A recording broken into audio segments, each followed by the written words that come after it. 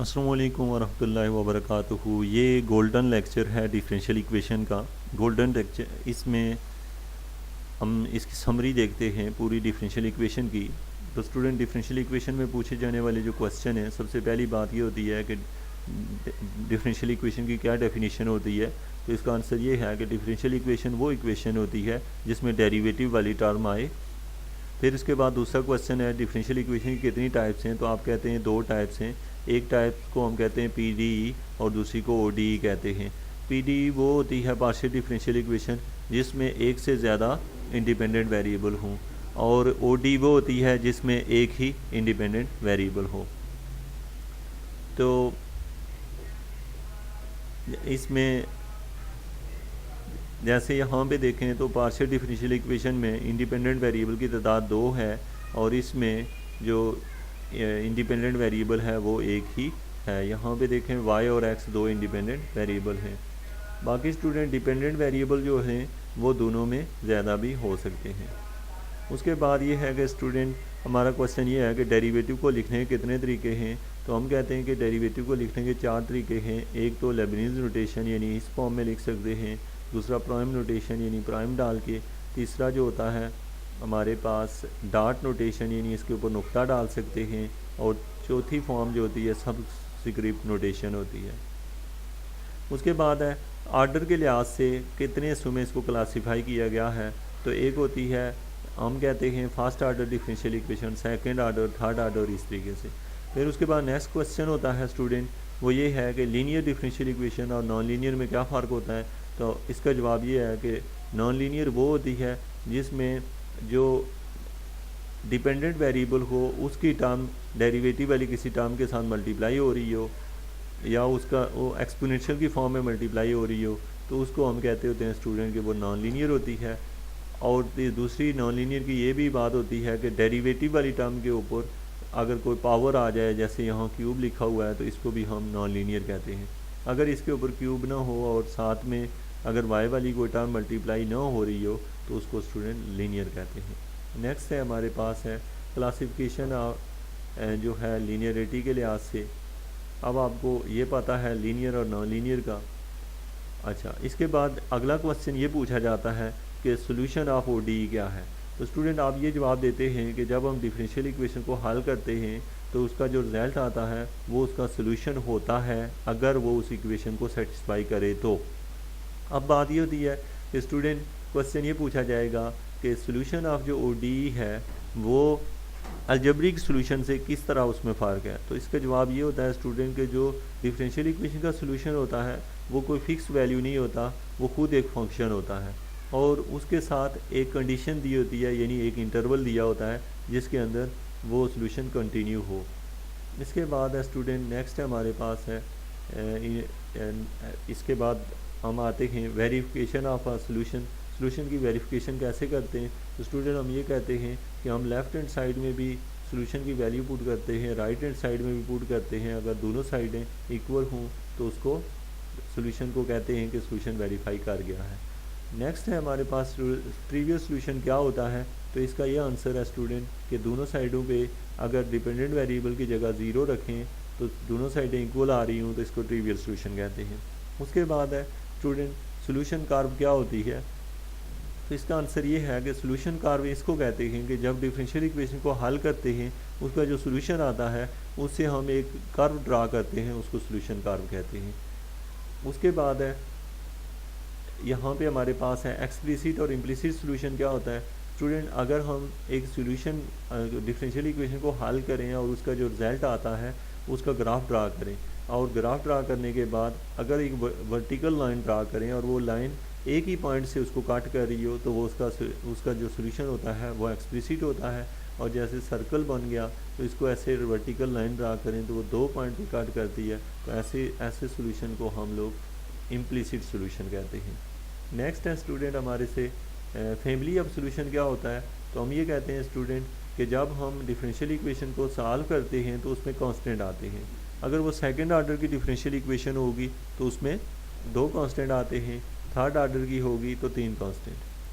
तो इसमें स्टूडेंट हमारे पास वो जो कांस्टेंट होते हैं ना, उन कांस्टेंट की जो वैल्यू हम चेंज करते हैं जब, तो सोल्यूशन भी डिफरेंट, कर्व की जो होती है शेप वही रहती है कि सोल्यूशन थोड़े ऊपर नीचे हो जाते हैं, लेकिन पॉइंट देखें एक ही पॉइंट से वो सारे गुजरते हैं, लेकिन कर्व की शेप थोड़ी सी चेंज हो जाती है, पॉइंट एक ही से वो गुजर रहे होते हैं, सोल्यूशन पॉइंट उनका सेम होता है। और इसमें जितने पैरामीटर इन्वॉल्व होते हैं उतनी ही हम कहते हैं एन पैरामीटर, मीन ये कि उसके अंदर अगर 3 कांस्टेंट आ रहे हैं, 3 पैरामीटर आ रहे हैं, तो हम कहते हैं ये 3 पैरामीटर है। इसी तरीके से स्टूडेंट एक होता है पार्टिकुलर सोल्यूशन। पार्टिकुलर सोल्यूशन ये होता है जिसमें पैरामीटर नहीं होते, यानी कि ख़ास सोल्यूशन होता है। और सिंगुलर सोल्यूशन वो होता है, आप जब डिफरेंशियल इक्वेशन को स्टूडेंट हल करते हैं तो उसका जो रिज़ल्ट आता है वो रिज़ल्ट जाके डिफरेंशियल इक्वेशन में दोबारा पुट करें, लेफ़्ट हैंड साइड और राइट हैंड साइड अगर इक्वल ना आए तो हम कहते हैं कि ये जो है ये सोल्यूशन जो है वो सिंगुलर सोल्यूशन है, यानी वो एक्सटेनियस या एक्स्ट्रा सोल्यूशन है। नेक्स्ट है स्टूडेंट हमारे पास है यहाँ पे पीस वाइज जो डिफाइंड सोल्यूशन है, जैसे ये सोल्यूशन पीस वाइज है तो इसका रिज़ल्ट देखें आप ग्राफिकली, 2 कर्व्स आपको दिखाई दे रही हैं। उसके बाद है सिस्टम ऑफ डिफरेंशियल इक्वेशन। क्या होता है स्टूडेंट, अगर हमें डिफरेंशियल इक्वेशन दी हो 2 या 2 से ज़्यादा तो इसको सिस्टम ऑफ डिफरेंशियल इक्वेशन कहते हैं। नेक्स्ट है हमारा जो क्वेश्चन है स्टूडेंट वो ये है कि इनिशियल वैल्यू प्रॉब्लम क्या होता है। तो हम कहते हैं कि अगर कोई हमें डिफरेंशियल इक्वेशन दी हो और उसके साथ बाउंड्री कंडीशन दी हो और वो एक ही पॉइंट पे अगर डिफाइन हो तो उसको इनिशियल वैल्यू प्रॉब्लम कहते हैं। फर्स्ट आर्डर कौन सा होता है, जिसमें एक ही डेरिवेटिव इन्वॉल्व हो। Second order initial value problem वो होता है जिसमें दो सेकंड डेरिवेटिव हो और 2 बाउंड्री कंडीशनें दी हुई हो। नेक्स्ट है स्टूडेंट हमारे पास है इंटरवल की बात हम पहले भी कर चुके थे, सेकंड आर्डर डिफरेंशियल इक्वेशन की है। अब यूनिकनेस के बारे में स्टूडेंट हम चैप्टर नंबर 4 में डिस्कस करेंगे। और इसके बाद है सोल्यूशन कब एग्जिस्ट करता है और कब नहीं करता, उसके लिए हमें कंडीशन का पता होना चाहिए कि सोल्यूशन उसी वक्त एग्जिस्ट करता है अगर कोई हमें फंक्शन दिया हो और उसका पार्शियल एफ और पार्शियल वाई लें और वो अगर कंटिन्यू हो। अगर उसका जो है डिपेंडेंट वेरिएबल के लिहाज से उसका डेरिवेटिव लें और वो कंटिन्यू हो तो उस केस में हम कहते हैं कि सोल्यूशन जो है वो एग्जिस्ट कर रहा है और यूनिक सोल्यूशन होता है। अब इसके बाद है हमारे पास जो नेक्स्ट था स्टूडेंट वो है टॉपिक कि हमें डिफरेंशियल इक्वेशन है इसको मैथमेटिकल मॉडलिंग कैसे कर दें। तो हम ये कहते हैं कि हम कोई भी मॉडल ले लें ना स्टूडेंट, यानी कि फ़िज़िकल फिनोमिना कोई भी हो उसको डिफरेंशियल इक्वेशन में कन्वर्ट करते हैं। तो इसमें स्टूडेंट हम नेचर से कौन कौन सी चीज़ें कुछ एग्जांपलें लेते हैं, इसके स्टेप्स क्या होते हैं। सबसे पहले स्टूडेंट हम एजम्पशन बनाते हैं, एजम्पशन से कुछ वेरिएबल हम खुद से रख लेते हैं कि फ़लाँ चीज़ के लिए ये वेरिएबल है, तो वो वेरिएबल लेके फिर उसको मैथमेटिकल फॉर्म में बनाते हैं, डिफरेंशियल इक्वेशन में बनाते हैं। डिफरेंशियल इक्वेशन से उस डिफरेंशियल इक्वेशन को सॉल्व किया जाता है, सॉल्व करके जो रिज़ल्ट आता है उससे फिर ग्राफ ड्रा किया जाता है। और अगर वो ग्राफ नेचर को एग्जिस्ट कर रहा हो तो हम कहते हैं सोल्यूशन ठीक है, अगर उससे मैच नहीं कर रहा तो हम दोबारा से एजम्पशंस को ठीक करते हैं। इसके बाद स्टूडेंट हम एग्जांपलें देखते हैं कि किस तरीके से हम मॉडलिंग करते हैं। तो स्टूडेंट सबसे पहले है पॉपुलेशन डायनेमिक्स। पॉपुलेशन डायनेमिक्स में हमने ये पी एक पैरामीटर है और हमने कहा कि ये जो पी है ये शो कर रहा है पॉपुलेशन को, किसको, पॉपुलेशन को। तो हम कहते हैं पॉपुलेशन में जो चेंज आता है वो पॉपुलेशन के डायरेक्टली प्रोपोर्शनल होता है और ये इसकी मैथमेटिकल फॉर्म है। रेडियोएक्टिव डीके में स्टूडेंट ये जो है ए जो है ये अमाउंट ऑफ सब्सटेंस को शो कर रहा है। हम कहते हैं अमाउंट ऑफ सब्सटेंस जो होता है वो डायरेक्टली प्रोपोर्शनल होता है, उसमें जो चेंज आता है वो अमाउंट ऑफ सब्सटेंस के।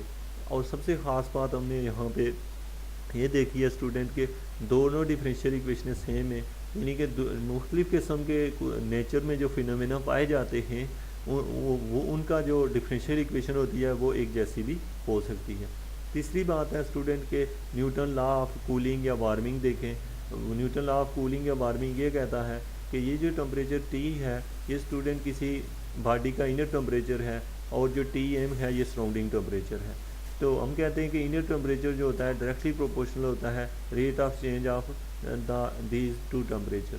नेक्स्ट हमारे पास है student separate of a distance की बात हो रही है। तो यहाँ पे डिज़ीज़ की बात हो रही है, डिज़ीज़ कैसे फैलती है। तो हम कहते हैं कि एक्स अगर कोई वेरिएबल है यानी वो लोग हैं जिनको बीमारी लग चुकी है और वाई वो लोग हैं जिनको नहीं लगी, तो उनके दरमियान जो डिफरेंशियल इक्वेशन जनरेट होती है वो ये इक्वेशन है।